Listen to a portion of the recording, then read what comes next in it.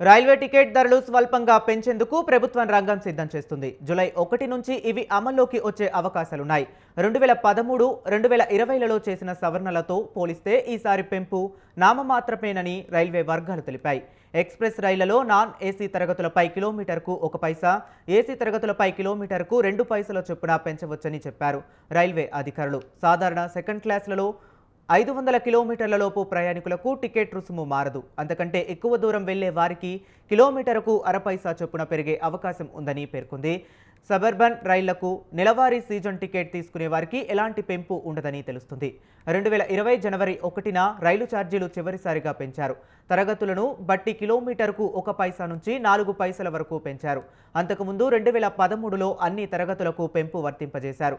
Passenger రైళ్లలో second క్లాస్కు కిలోమీటర్కు 2 పైసలు, ఎక్స్ప్రెస్లలో 4 పైసలు, స్లీపర్ క్లాస్కు 6 పైసల చొప్పున అప్పుడు పెంచారు.